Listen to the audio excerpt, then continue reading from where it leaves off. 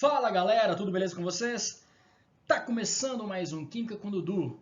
E a aula de hoje será um assunto delícia, gostoso demais, chamado propriedades coligativas. Como sempre, pegue o controle, dê start, não esqueça de deixar o seu like e inscrever-se no canal.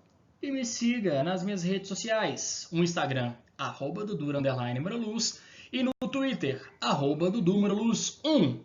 Sem mais delongas, bora pro vídeo!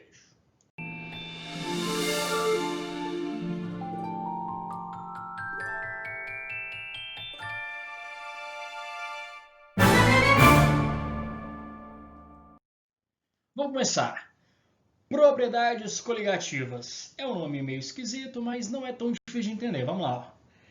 São propriedades das soluções líquidas, em particular das soluções aquosas de solutos não voláteis. E o que é um soluto não volátil?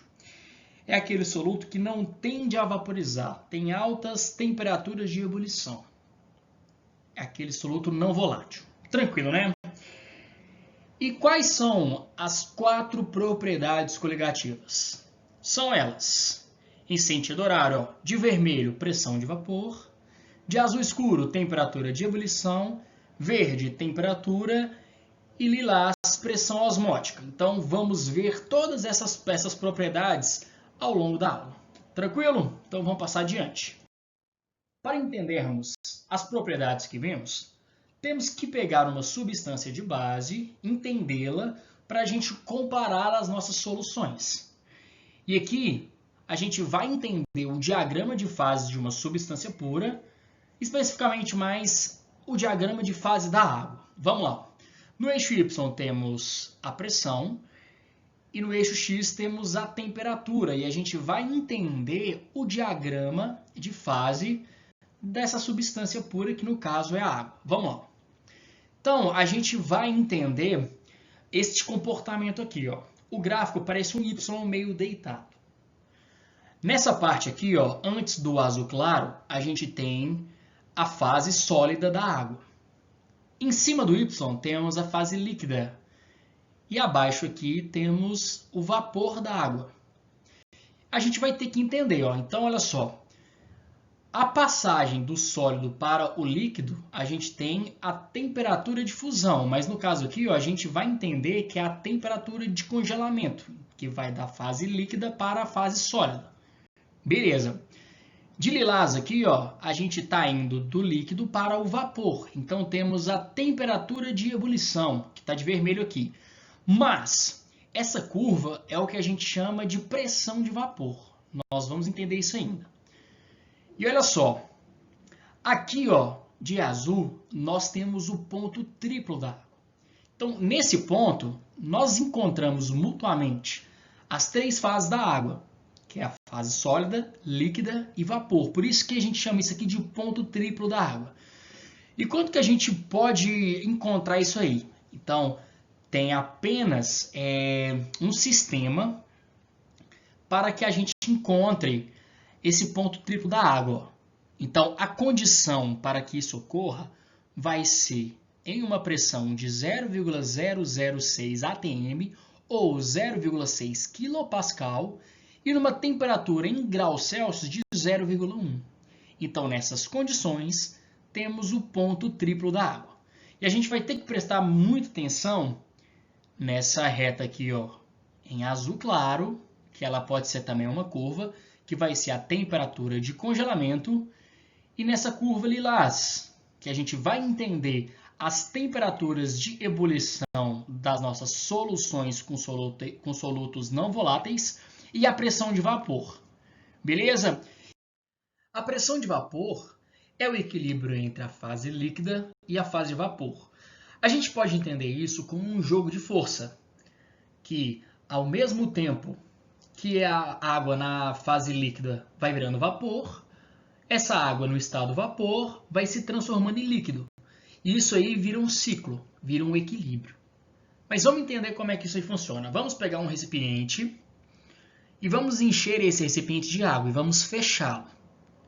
E a gente vai ter um termômetro e um barômetro para a gente saber qual que é a temperatura do sistema e a pressão.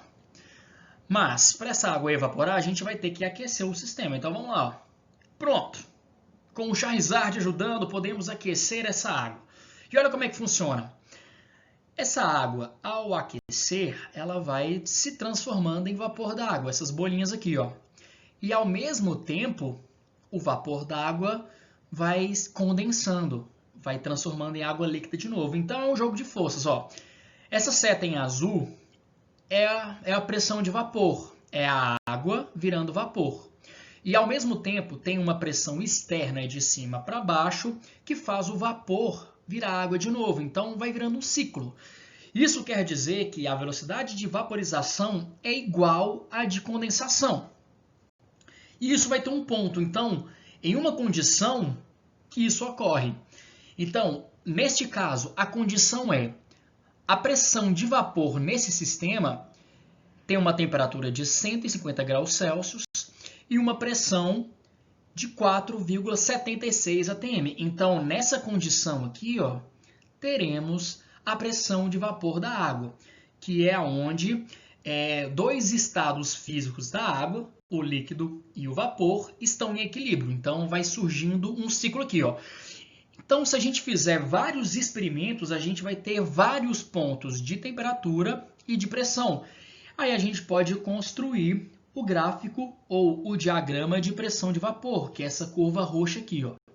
Que a gente pode entender que os pontos que estão exatamente acima dessa curva roxa é a pressão de vapor em relação a uma determinada pressão e temperatura. Tranquilos, né? Um dado importante é que a pressão de vapor em uma certa temperatura, ela não depende do volume. Ou seja, a pressão de vapor para 1 litro de água é a mesma para 5 ml de água. A pressão de vapor para 3 litros de álcool é a mesma para 50 litros de álcool. Isso não muda. Tranquilo, né? Agora vamos entender como que funciona, como é que é o comportamento da pressão de vapor de líquidos diferentes. Pois a gente está pegando apenas uma substância e a gente está falando o que é essa pressão de vapor. Agora vamos ver como é que funciona para cada líquido. Como é que funciona isso? Vamos lá. Vamos pegar 4 líquidos. O sulfeto de carbono, que é o CS2, o metanol, que é o CH3OH, o etanol, CH3CH2OH e a água, que é o H2O. E olha só, vamos observar esse diagrama aqui, ó. Em azul temos o sulfeto de carbono, em verde temos o metanol, em vermelho o etanol e preto temos a água.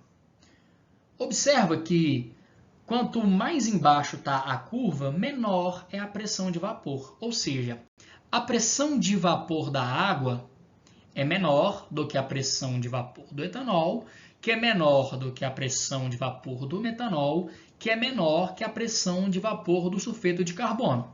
Tranquilo isso, né? Não vamos entrar em detalhes agora, mas a pressão de vapor tem uma correlação àquela ideia de ligações intermoleculares. Lembra? De dipolo, dipolo induzido, ligação de hidrogênio. O que quer dizer que quanto mais forte a ligação intermolecular, menor vai ser a pressão de vapor. Ou seja, mais difícil vai ser para uma substância ir para o estado vapor ou ir para o estado gás. Mais uma vez, quanto mais forte a ligação intermolecular, menor é a pressão de vapor, porque aquelas moléculas elas estão muito presas, então elas vão se manter no estado líquido. Aí você vai ter que aquecer, dar mais energia para essa substância, para ela atingir a pressão de vapor, para ela começar a evaporar. Beleza? Nesse diagrama, podemos ver também qual substância é mais volátil do que a outra. Mas o que é volatilidade? Uma substância volátil é aquela que tem uma tendência a evaporar facilmente.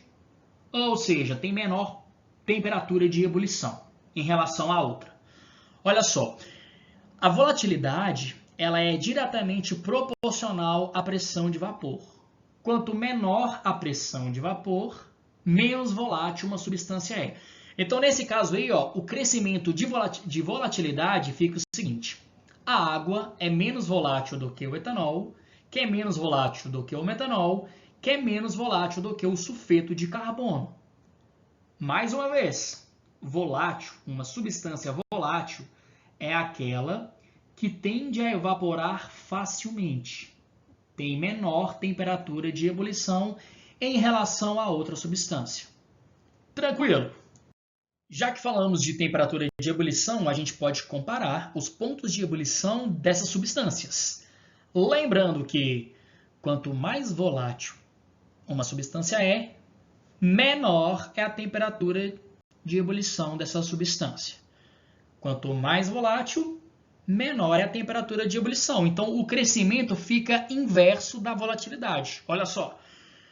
Então, aqui, o sulfeto de carbono tem menor ponto de ebulição do que o metanol, que tem ponto de ebulição menor do que o etanol, que tem ponto de ebulição menor do que a água. A gente pode comparar isso e analisar isso no diagrama. Se a gente pegar essas substâncias a 1 atm, o ponto de ebulição do sulfeto de carbono, a gente pode traçar aqui, ó, uma retinha pontilhada que vai mais ou menos a 45 graus Celsius. Se a gente pegar o ponto de ebulição do metanol, vai ser mais ou menos 65 graus Celsius. Se a gente pegar o do etanol, vai ser próximo de 80 graus. E o da água, 100 graus Celsius. Então aqui a gente pode afirmar ou reafirmar que o sulfeto de carbono tem menor temperatura de ebulição do que o metanol, que tem menor do que o etanol, que tem menor do que a água. Agora que a gente sabe tudo de pressão de vapor, vamos falar sobre abaixamento da pressão de vapor em soluções com solutos não voláteis. O que é um soluto não volátil? É aquele soluto que não evapora facilmente, por exemplo, o NaCl. E esse abaixamento da pressão de vapor é chamado de tonoscopia. E para a gente entender isso, vamos pegar a água pura como base e colocar o diagrama de fases da água aqui. Pronto, esse é o diagrama de fase da água. Então, o primeiro recipiente tem a água pura. O segundo recipiente é uma solução de meio mol por litro de NaCl. Já o terceiro recipiente é uma solução de 1 mol por litro de NaCl. E vamos observar o que acontece com a pressão de vapor da solução de meio mol e da solução de 1 mol por litro. Olha só, da água pura é esse que já está aqui. Lembrando que a pressão de vapor é essa curvinha que está em roxo aqui. Se a gente tem uma solução de meio mol por litro, observamos que a pressão de vapor vai diminuir. Olha só o que aconteceu com a curva. E se a gente aumentar a concentração do soluto em uma solução, por exemplo, temos esse recipiente aqui com 1 mol por litro, a pressão de vapor vai cair mais ainda. Então a gente pode concluir que quanto maior a concentração da solução, menor é a pressão de vapor. Em outras palavras, podemos dizer que o soluto provoca um abaixamento da pressão de vapor do solvente, o que é conhecido como efeito tonoscópico, ou simplesmente tonoscopia. Simplificando, o soluto ele vai atrapalhar na pressão de vapor do solvente. Se ele atrapalha, ele vai diminuindo o valor da pressão de vapor. Entendido? Agora vamos entender o aumento da temperatura de ebulição ou ebulioscopia. Temos mais uma vez 3 recipientes. O primeiro com água pura, o segundo uma solução de meio mol por litro de NaCl e o terceiro uma solução de 1 mol por litro de NaCl. O diagrama, o primeiro aqui, ó, é o diagrama da água pura, mais uma vez. Vamos entender o comportamento da temperatura de ebulição ao aumentarmos a concentração do soluto não volátil em um solvente. Olha o que acontece com meio mol por litro de NaCl em uma solução. A gente vai aumentar a temperatura de ebulição. E se a gente tiver 1 mol por litro de uma solução de NaCl, olha o que acontece, vai aumentar mais ainda a temperatura de ebulição. Conclui-se que quanto maior a concentração de um soluto não volátil em uma solução, maior será a temperatura de ebulição. Simplesmente isso. Lembrando que a ebulioscopia também é conhecido como efeito ebulioscópico.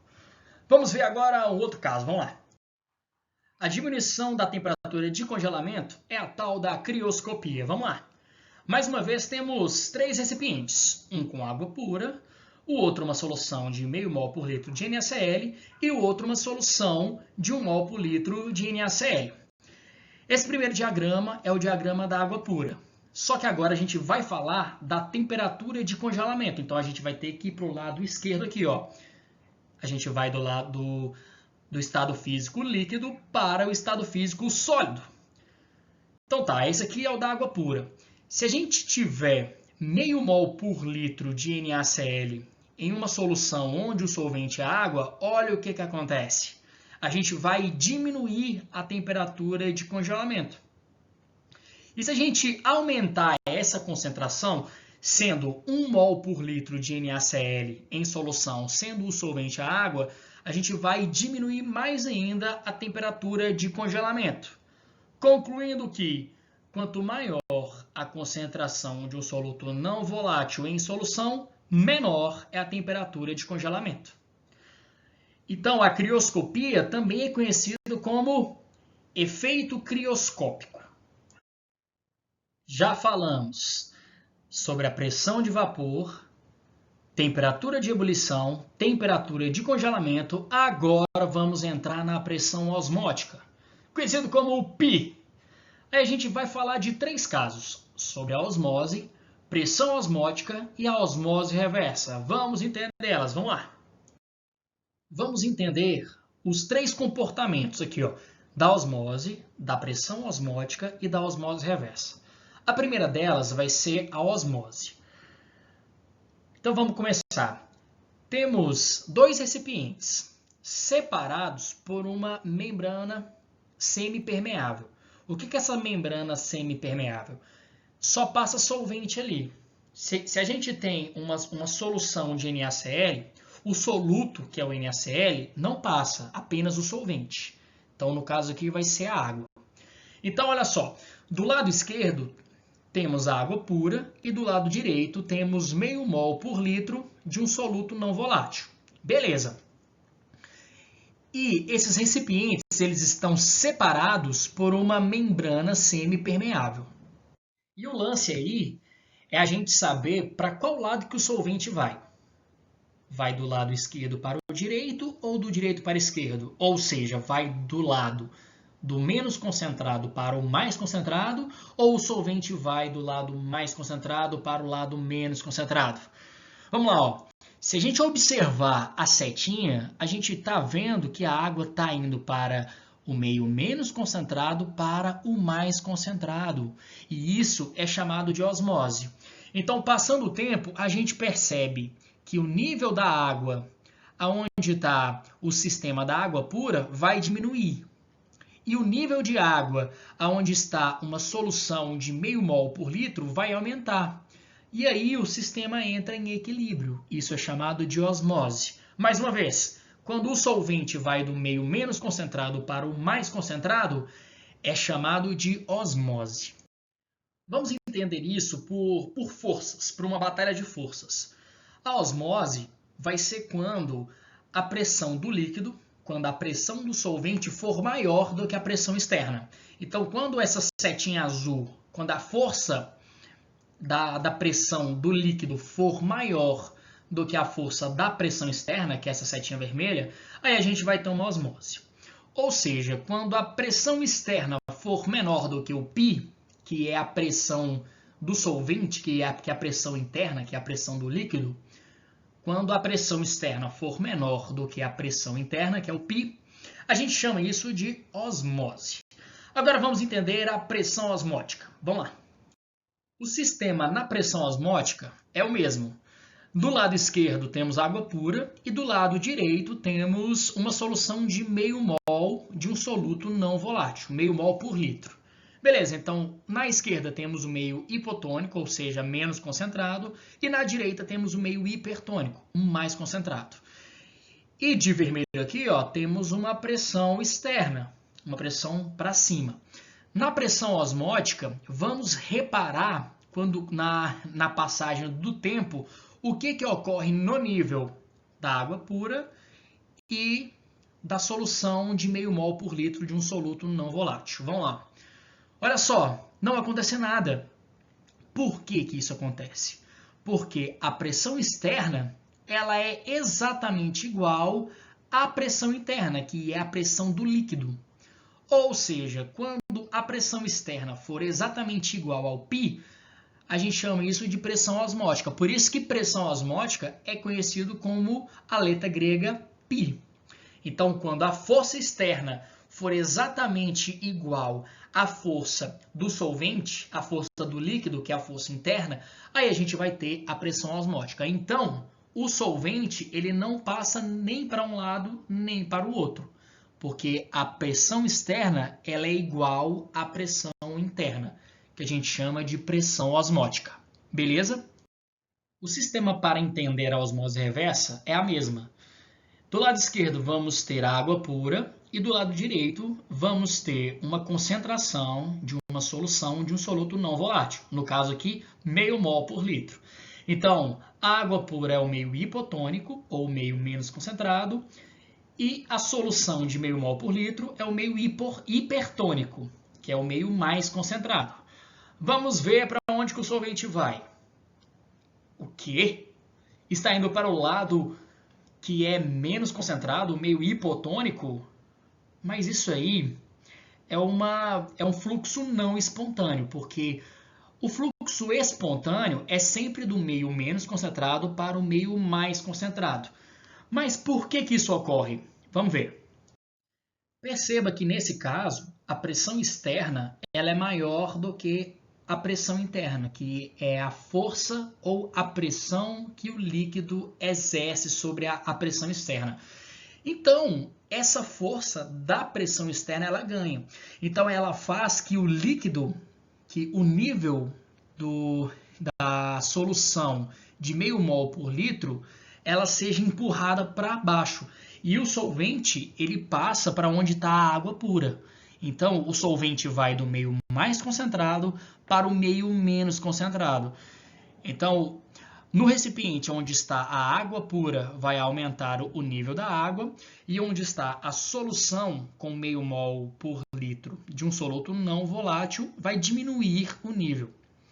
E a gente chama isso de osmose reversa, pois é um fluxo não espontâneo, pois vai ter uma força externa que é maior do que a força interna. Isso é chamado de osmose reversa. Beleza? Então vamos fazer um resumão de tudo que a gente viu até agora. Ó, o resumo é: quanto maior a concentração de um soluto em meio de um solvente, menor vai ser a pressão de vapor, maior vai ser a temperatura de ebulição, menor vai ser a temperatura de congelamento e maior vai ser a pressão osmótica. Mas Dudu, como é que eu vou decorar isso aí tudo? Como é que eu sei essa ordem? Aí você vai lembrar de Dragon Ball Super. Tem um episódio em que o Sr. Bills ele invade a Terra. E era aniversário da Bulma. A Bulma fica meio pé da vida e dá um tapa no Sr. Bills. O Sr. Bills, que é o deus da destruição, um ser muito forte, dá um senhor tapa na Bulma. E o Vegeta fica puto. Aí ele diz as seguintes palavras: "Maldito, pequeno verme! Te ensinarei com toda certeza com o meu poder oculto!" E assim você vai decorar, ó. M de concentração, maldito. Pequeno verme, pressão de vapor. Te ensinarei, temperatura de ebulição. Toda certeza, temperatura de congelamento. E poder oculto, que é a pressão osmótica. Aí você vai colocar uma seta para cima, uma seta para baixo, uma seta para cima, uma seta para baixo, uma seta para cima. Então, mais uma vez, quanto maior a concentração de um soluto em meio de um solvente, menor vai ser a pressão de vapor, maior vai ser a temperatura de ebulição, menor vai ser a temperatura de congelamento e maior será a pressão osmótica. E assim vamos fazer um exemplo, porque a gente tem que ver que tipo de soluto vai estar no meio do solvente, porque isso depende um pouco. Vamos lá.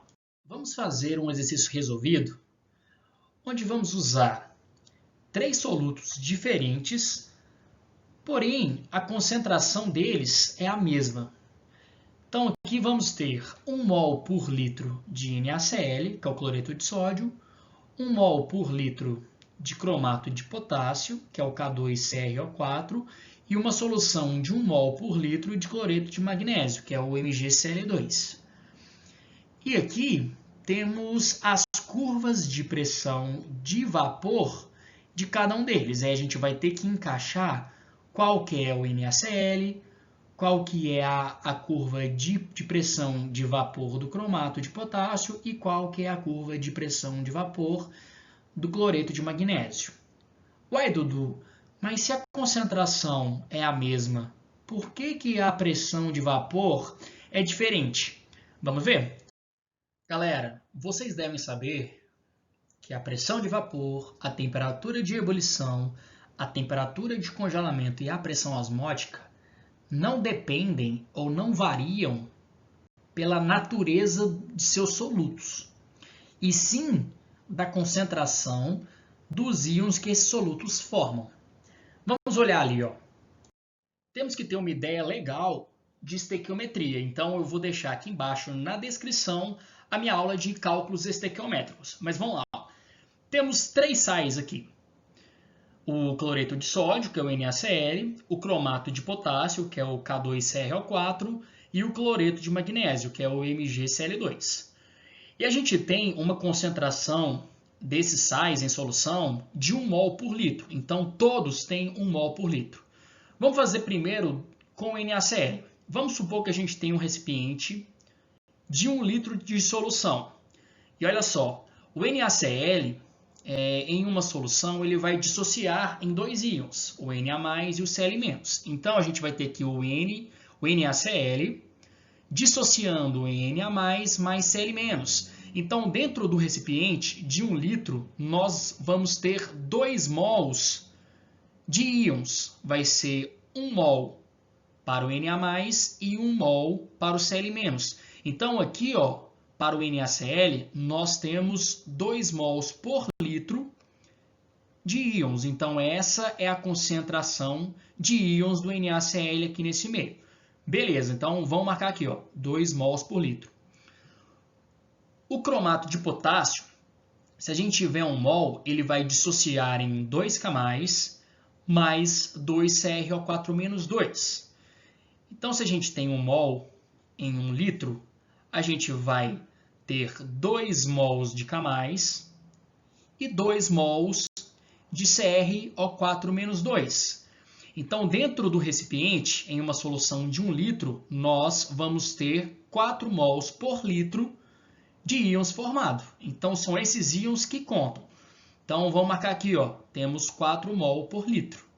Agora, vamos para o MgCl2. A gente vai ter um recipiente de 1 litro, mais uma vez, e ele vai dissociar em uma solução, virando 1 Mg2+, 1 mol de Mg2+, mais 2 mols de Cl-. Então, ao todo aqui, ó, em 1 litro de solução, teremos 3 mols por litro de íons formados pelo sal MgCl2. Beleza, isso aí? O que a gente deve perceber é que a gente não pode contar com a concentração inicial do sal, porque todos os sais ali, eles estão em 1 mol por litro. Mas a gente vai ter que contar a concentração dos íons formados. Por exemplo, o NaCl formou 2 íons. Então, a gente vai multiplicar o número de íons vezes a concentração do sal. Então, vai ficar 2 vezes 1, 2 mols por litro no caso do NaCl. Agora, no caso do cromato de potássio, que é o K2CrO4, este sal, ele forma 4 íons. Então, a gente vai multiplicar o número de íons pela concentração do sal, que era 1 mol. Então vai ficar 4 vezes 1, 4 mol por litro. A mesma coisa para o cloreto de magnésio, que é o MgCl2. O MgCl2 forma 3 íons. Então a gente vai multiplicar o número de íons formados, 3, vezes a concentração do sal, que era 1. Então vai ficar 3 vezes 1. Então a concentração em solução desse sal vai ser 3 mols por litro. Entenderam isso? Agora vamos passar isso aí para o gráfico. Vamos lá. Vimos anteriormente que a concentração de um soluto presente em um solvente é a seguinte: quanto maior a concentração do soluto, menor vai ser a pressão de vapor. Então vamos ver ali como é que fica. Ó, temos 3 curvas de pressão de vapor. Uma mais em cima, que é a mais alta, depois uma do meio e uma mais embaixo. Então, quanto maior a concentração, menor é a pressão de vapor. Vamos ver, ó. O que tem ali a maior concentração de íons em um solvente é o do cromato de potássio. Ele tem 4 mols por litro. Então, ele vai ter menor pressão de vapor, pois tem maior concentração. Então, ele fica aqui, ó, na curva mais baixo. Depois vem o cloreto de magnésio, que ele tem 3 mols por litro, então ele vai ficar na curva do meio.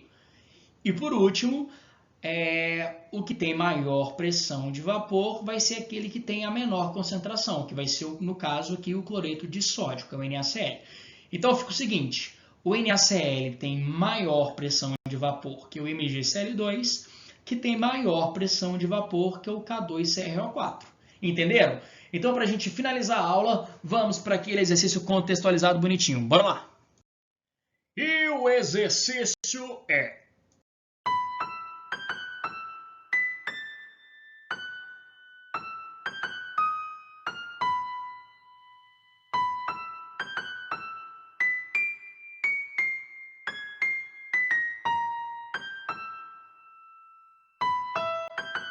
durante a aula, Harry e os alunos devem preparar a poção do morto-vivo. Aquele que melhor prepará-la leva um prêmio, a sorte líquida, Felix Felicis. Os ingredientes para o preparo da poção do morto-vivo são 5 gramas de losna, 10 gramas de raízes de valeriana, 2 gramas de raiz de asfódelo em pó e 20 ml de solução de vagem sudorífera. Para dificultar um pouco, o professor Snape colocou vários ingredientes para o preparo da poção. A única dica que deu foi que a solução de vagem sudorífera possui um soluto com maior temperatura de ebulição. Temos os 3 frascos aqui, ó. Um vai ser uma solução de NaCl a 2,5 mol por litro. O outro vai ser uma solução de cromato de potássio, que é o K2CrO4, a 1,8 mol por litro de concentração. E o último frasco vai ter o sulfato de alumínio, que é o Al2SO4,3, com uma concentração de 1 mol por litro. Então, eles devem usar apenas um desses frascos, pois ela possui o ingrediente correto. E a pergunta é: qual é o frasco de solução de vagem sudorífera que os alunos devem usar? Vamos fazer? Uai, mas professor Dudu, essa é muito fácil, porque eu aprendi que quanto maior a concentração, maior será a temperatura de ebulição. Então, vai ter que usar o frasco de NaCl. Eu acertei!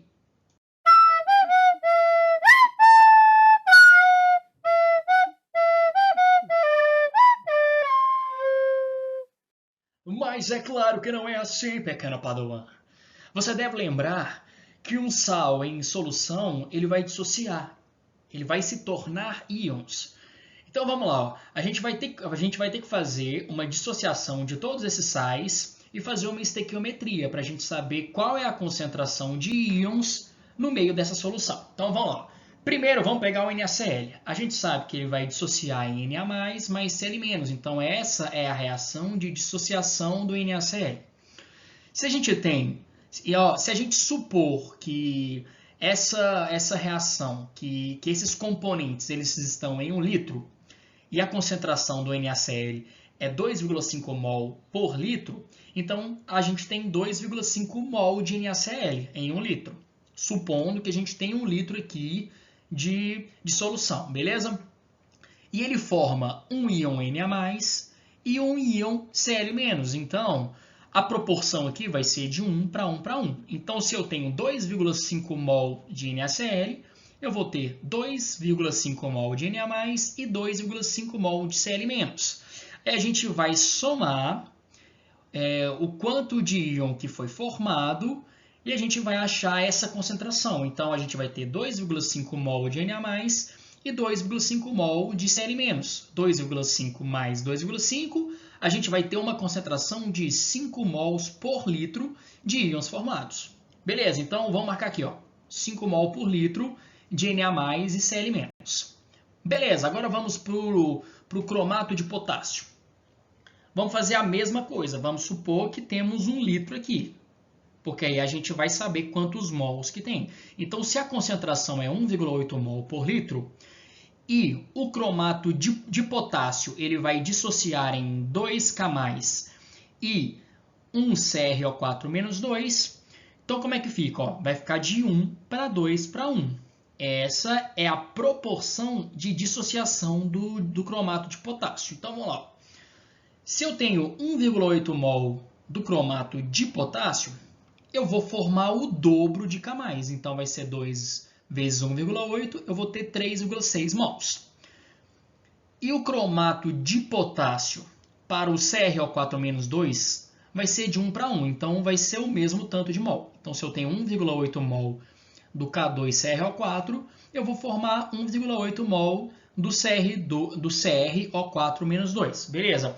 E a gente vai somar os valores dos íons, que fica assim, ó, 3,6 mol mais 1,8, eu vou ter uma concentração de 5,4 mols por litro de íons formados.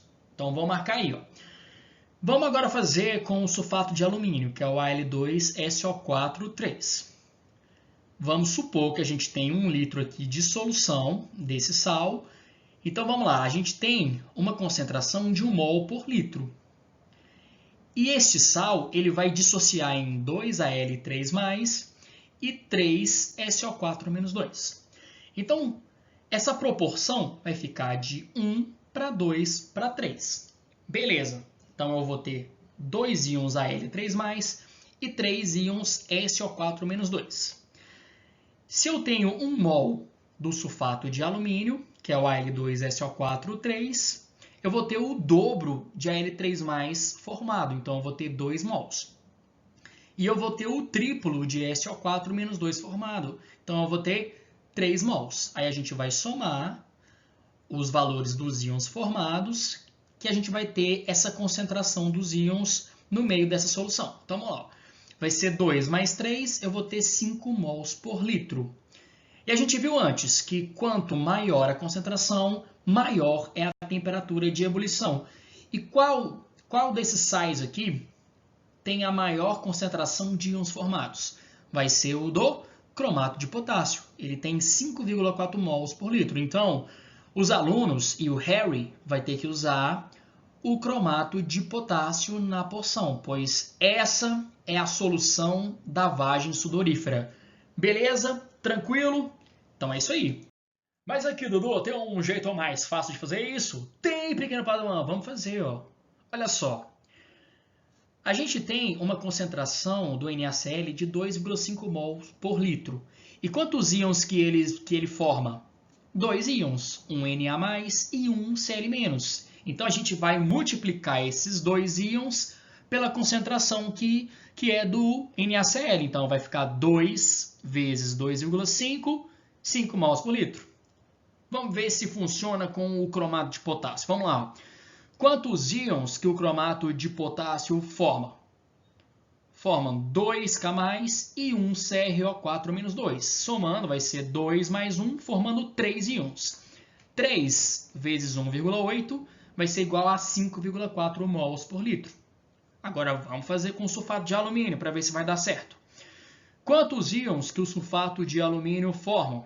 Formam 2Al3+, e 3SO4-2. Então, formam-se 5 íons. Então, 5 vezes 1 mol por litro vai ser igual a 5 mols por litro. Tranquilinho, bonitinho. Então, por hoje é só. Nossa aula fica por aqui. E não esqueça de deixar aquele like, de inscrever-se no canal, me siga em minhas redes sociais, que vai estar na descrição aqui embaixo.